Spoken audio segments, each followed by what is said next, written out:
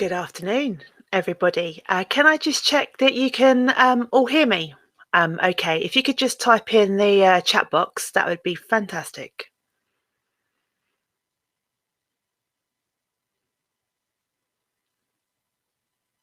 I can see some people typing, so I'm hoping that you can hear me.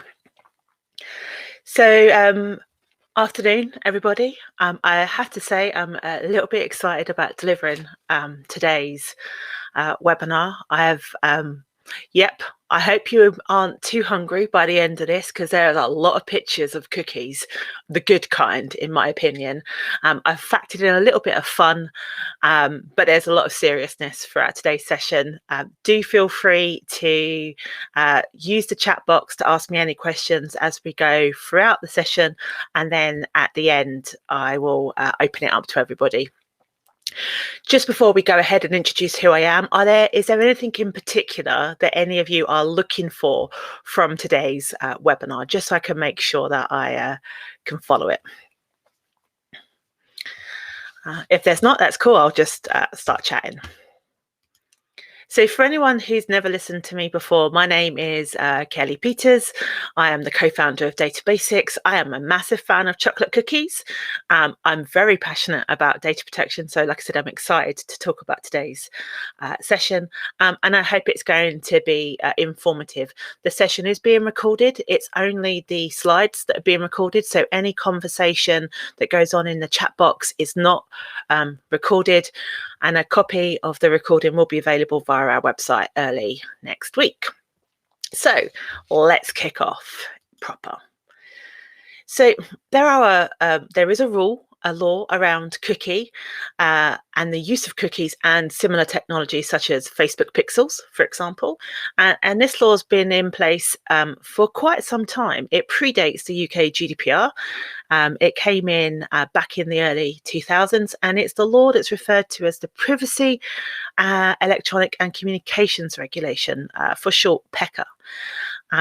What is very important for you to note is that cookie law and PECA adopted the GDPR's definition of consent. So that is a positive opt-in. You're informing someone about how you're using their data on the basis of consent, and it's a very clear option to opt out once they have given that consent. Now, what's of particular interest is that in January last year, pre-COVID, the ICO, which is the UK's Commissioner for Data Protection, made an announcement that she has every intention of looking at unlawful use of cookies. Now, obviously, 2 months later, we went into lockdown and we have been dealing with a pandemic since. However, there is the expectation that now things are starting to slowly return to normal, that we are looking at potential regulatory action in 2021. Our European counterparts have been quite proactive on this matter. So a quick definition for you, because I think it's useful to set it in context. The ICO, and now that we have left the European Union, we now have the UK GDPR, so that's why I'm going to be talking a lot about the Information Commissioner's Office. She states, and I say she because currently we do have a female Information Commissioner, states that the person setting the cookie is primarily responsible for compliance with the requirements of the Privacy Electronic Communications Regulation. So the important thing is, if you have a website and you are setting cookies, you're making that decision, you are responsible for ensuring that you comply with cookie law. So that's the first bit of context I want to set down. Now, with any law, there are always some exemptions, and these are very closely defined. So some of the exemptions that you can rely on are things such as user input. Now, this would be, for example, if you need to use a cookie to keep information in a basket, for example, if you have a e-commerce site. If you are using a cookie to authenticate a unique individual, that's accepted, as is security and network management. Now, streaming content is really important. There is a very clear purpose for this streaming. It's if your website is responsible for streaming the video. If you use YouTube, then YouTube will put a cookie on the website. Therefore, the exemption does not apply. So they are very closely defined. So just because I've listed them here, please don't assume that all streaming content is fine to load onto your website. Now, where consent is absolutely required, it's for any social media plugins, for any social media tracking, any online advertising. And you will know this if you go onto Amazon 2 seconds later. If you log into your Instagram account, you're suddenly getting bombarded by adverts. So there's a lot of behind the scenes selling of information for advertising purposes. And for this, we are absolutely clear in the law that you do need consent. If you're going to if you are going to use cross-device tracking, that's a little bit of a mouthful, then again, you will need consent and analytics, which most of us use in the form of Google Analytics, because we want to know how many people visit our website. We want to know what pages they interact with. We want to know where they come from and where they go to, because it's actually incredibly informative. However, you do need consent. Therefore, you may have to accept that you will not have a full picture of just who's accessing your website. So, I'm going to do a bit of news and then I'm going to introduce my little bit of fun content. So I don't know if any of you noticed, but prior to Christmas last year, the French Data Protection Authority, CNIL, fined Google LLC and Google Ireland a total of 100 million euros, and also fined Amazon France for 35 million euros. Now, the important thing about this is, yes, the fines are absolutely massive, but how we can make this relevant to each of you is the rationale behind that fine. So for both fines, the commissioner in Ireland said that there was a failure to obtain valid consent. Now, remember, consent is defined under GDPR. There was a failure to provide information about those cookies in a cookie policy or via a cookie notice within a privacy policy, and partially defective objection mechanism. So the cookie consent tool that they had, which allowed to accept or reject, wasn't actually fully functional. And it'll be no surprise that some of my top tips are going to cover this. So very clear that failure happened here when it comes to cookies. But what I wanted to make you all aware of, and what we are seeing and what we have supported some of our clients through, is individuals putting in complaints to organizations for compensation because a cookie has been deployed on their laptop or on their mobile phone prior to them giving consent. They have sent a very formal letter to our clients, and they have said they would like compensation for the infringement of their privacy. They have costed what that privacy is, and they have asked the individual company to pay that compensation request, or they will take it to a small claims court, which they have the right to do under the GDPR. So be mindful that whilst you might not think we're never going to be fined by the Information Commissioner, individual activists may look at your website and may feel that they can put in a complaint. You may decide not to pay that, but it is a risk that you might start seeing complaints coming in for cookie misuse. So let me show you a little bit of a video to really make my point. So if you can use the chat box to let me know if you can actually hear this, I'm going to put myself on mute for a moment.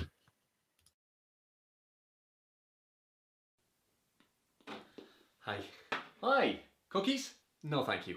All right, dig in. Sorry? No, thank you. Oh, I'm sorry, this just never happens. Right, in that case, I just need you to tell me every single type of cookie you don't want to be offered by me. Well, how many are there? Not that many. Can't I just reject all? Oh, I wish it were that simple. Why isn't it that simple? I wish it were that simple. Can I just not answer the question? Sure, you can do that, but I'll have to hold this consent form really close to your face the whole time. Well, now I can't see anything. I know, it's really annoying. Okay then. Stop that! What are my options? Agree? Or what are my options? That one's just the same question again. I know, questions are hard, but statements are fun. Right, well if I pick one, do you promise not to ask me again? Promise. Really? No, we're gonna ask you every single time. Christ, I just don't want you stalking me all over the internet. You'll barely know we're there. Oh, I'm not so sure after last time. What happened last time? You need help with that, Dick?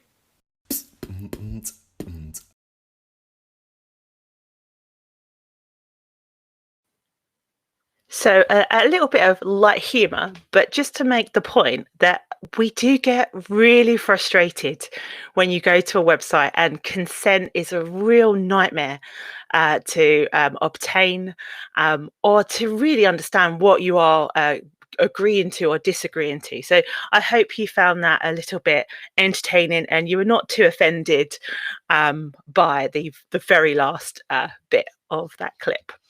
So let's really now apply this to the actual meat of today's session. So let's obtain valid consent. So that's my very first tip to everybody here is do not load cookies onto a device before you get consent. So therefore, if you're using Google Analytics, how can you confirm that the consent tool that you are using does not allow a Google Analytic cookie to be loaded onto a mobile phone or a PC before the individual user has made the choice as to whether or not they wish to give consent for that cookie? And we must absolutely respect an individual's choice. So let's not try and make it too hard for them. Let's make it clear and let's not make it too disruptive for them. Let's make it easy choice. I mean, how many of you get incredibly frustrated with the option of consent and you have to go through 5 or 6 different boxes to make a choice? I'd be interested to know if anyone wants to type in the box in terms of if they are frustrated.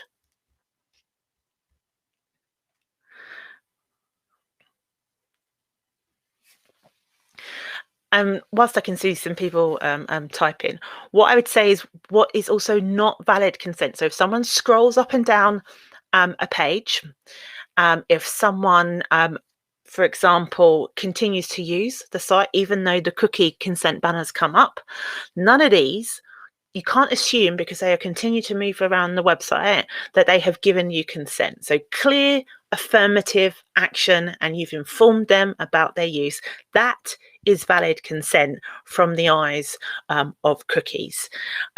So the best way, in my opinion, to manage that would be via a cookie tool. And yeah, it is a real pain. It's frustrating when you go to a page, you really want to see something and you're like, oh, why is that not easy? And what's more frustrating is that there seems to be this move of you don't need to consent, but it's in our legitimate interest to process the cookie. So can you now go through the 50 different cookies that are in use and opt out of all of those? Now, I don't understand how that's come about because it's very clear you need consent. Legitimate interest is not a valid option for non-essential cookies. You're right.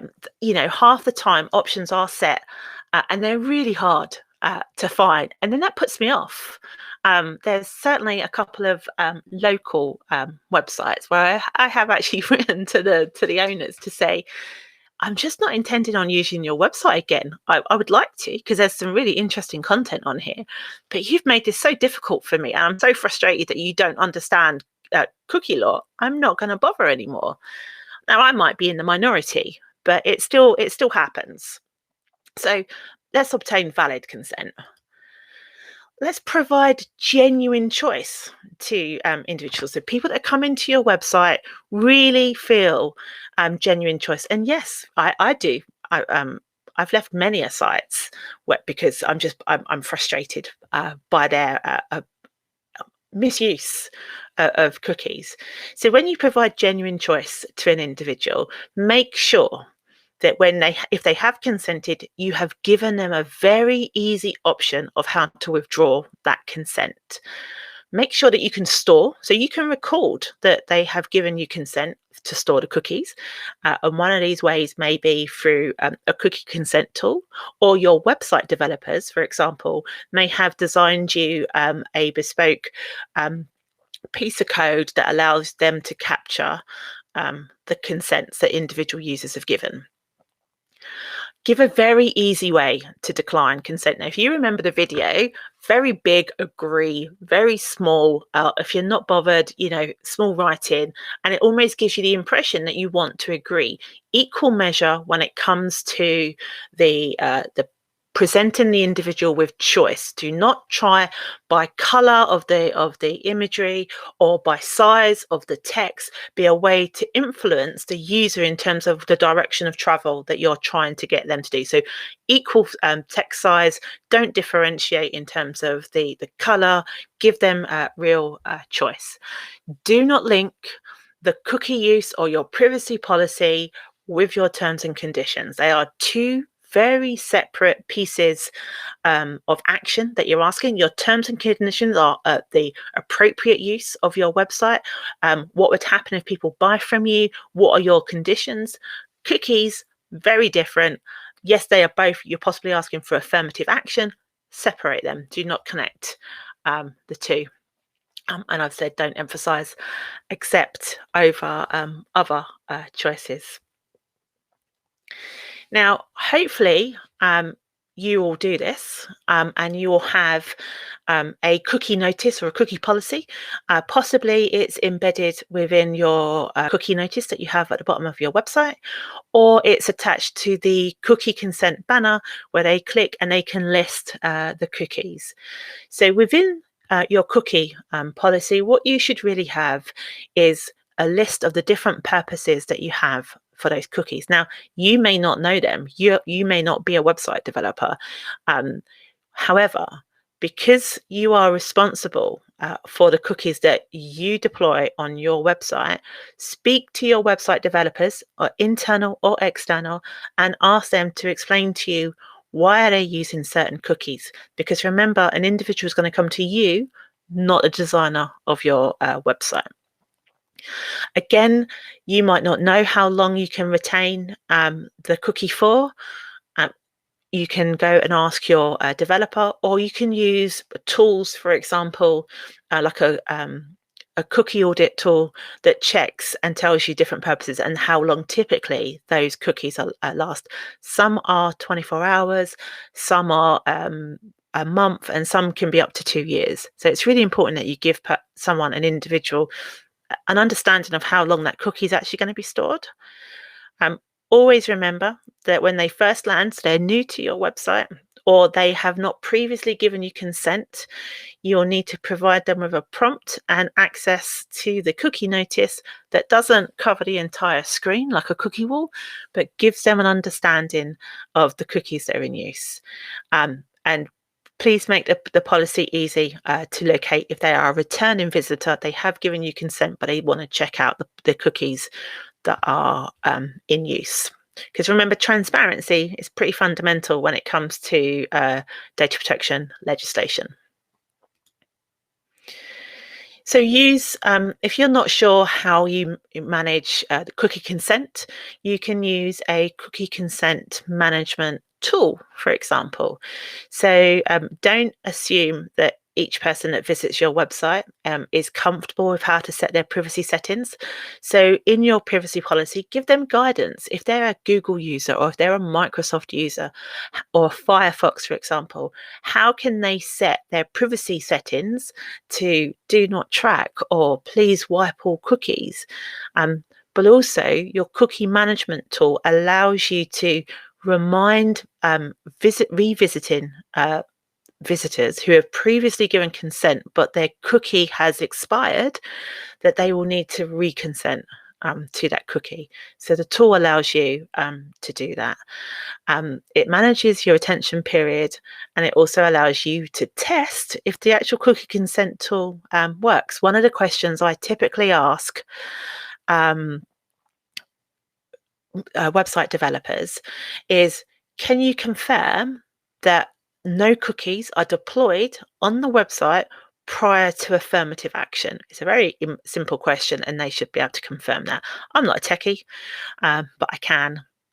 And certainly one of the question that has come up is recommendations for cookie management tools. So what I will do is, following the recording today, I will send out a link, and I'll send you a list of the cookie consent tools that are out there, if that's of use. Do you know, I don't know. That's a really good question. I don't know why it's called a cookie, to be honest. I now need to dig into that. So let me come back to you on that. Unless anyone on this call is technical and can explain why it's called a cookie.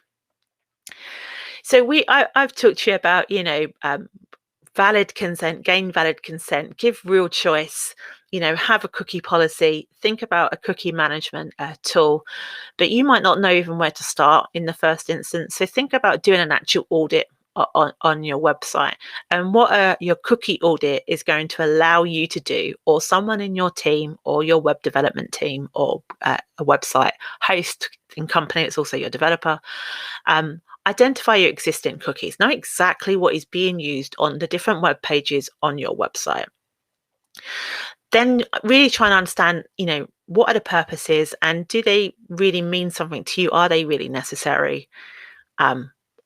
Identify what each cookie is processing. So is one cookie linked to another? Is it processing personal data? Remember that a cookie may not process personal data, but the fact that you are deploying it on a device is why we need to be mindful of this, and why you need consent. It's about putting a foreign object on your technology that you're looking for consent for.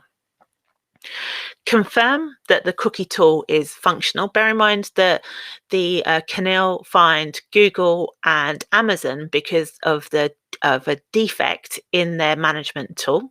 So be mindful that you want to test the tool before you deploy it, or ask your web development team to do that.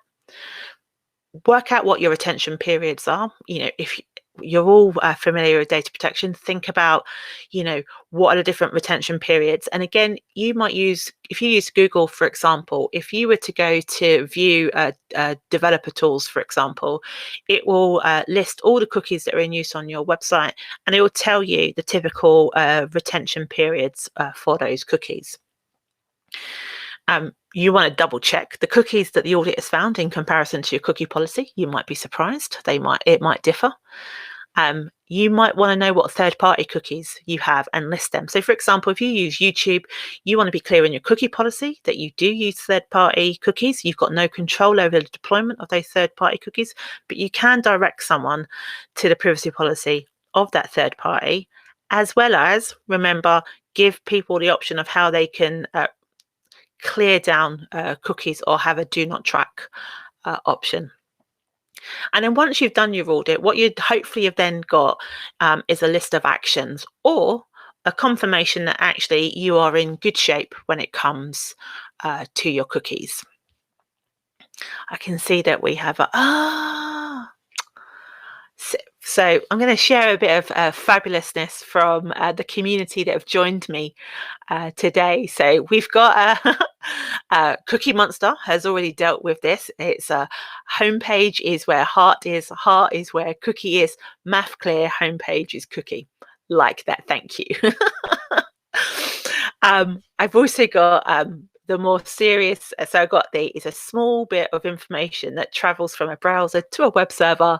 It is coined from the term magic cookies. That derives from a fortune cookie. A cookie is an embedded message. I like it.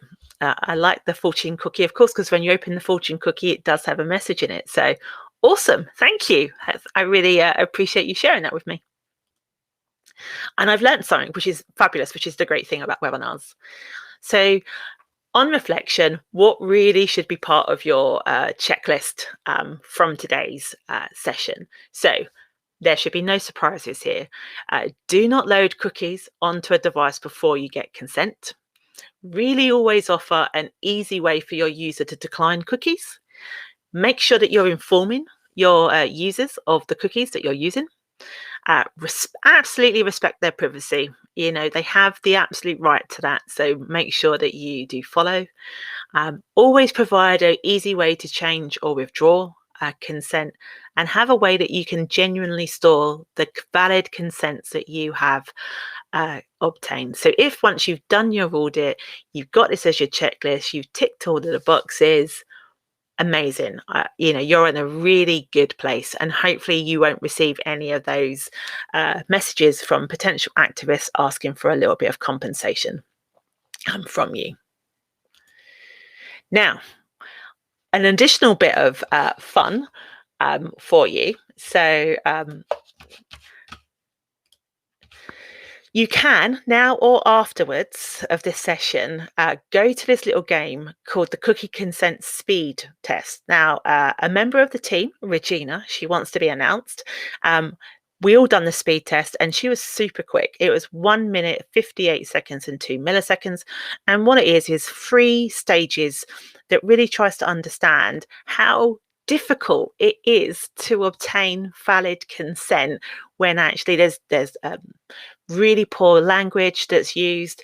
It's really challenging in terms of toggling between accept and deny. So if you have, and it's 5 minutes, you know, no more, it shouldn't take more than 5 minutes, have a go.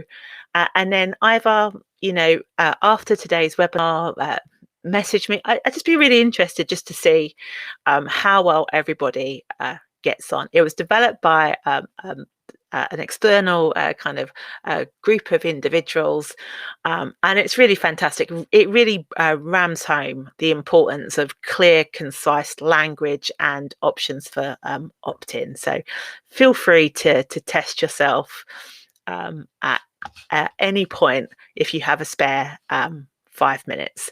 And anyone that beats 1 minute 58 and 2 milliseconds, let me know, because I'll definitely be sharing that with Regina. So it's really time for you now to ask me any questions about today's webinar or the content that I've covered before I start going back and saying, here's how we can help you. I've been incredibly busy baking cookies during the lockdown, that's for sure. You know, it's probably an explanation for why I need to do so much more exercise, to be honest. So, yeah. And hopefully you now feel a little bit tempted to go away from today's lunchtime webinar, get a cup of coffee or hot cocoa and a cookie. Was that useful to everybody? Is there anything I've missed that you feel that you'd like a bit more clarity on? I know I've been quite jovial throughout today's session. It's a very serious matter, but sometimes you need a bit of light humour. So what I'm going to do is I'm just going to do a couple of promo slides, if you just bear with me, for no more than 2 minutes. For any of you that are looking for training, we do have our April training dates that are available. So we've got retention, GDPR for marketing teams, data protection officer training, a very popular introduction to data protection and managing breaches. So I'll leave this on. I've got a question. I will definitely circulate the slides. That's really not a problem. I'll make sure would you like them in a PDF format? And then obviously the video will also be available. So I will make those available to you.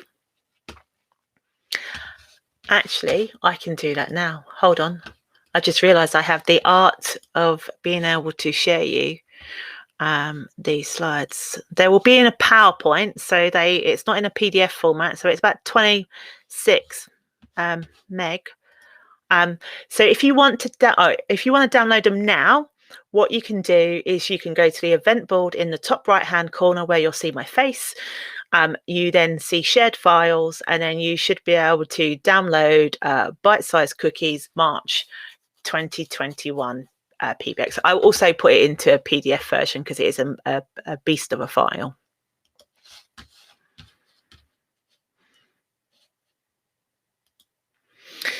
We obviously would love to help anyone that has any data protection questions, support, guidance, or training needs. We have a toolbox which has a cookie checklist in it. We can update your cookie and privacy policies. Happy to do any kind of audit checks with you, as well as provide any type of training.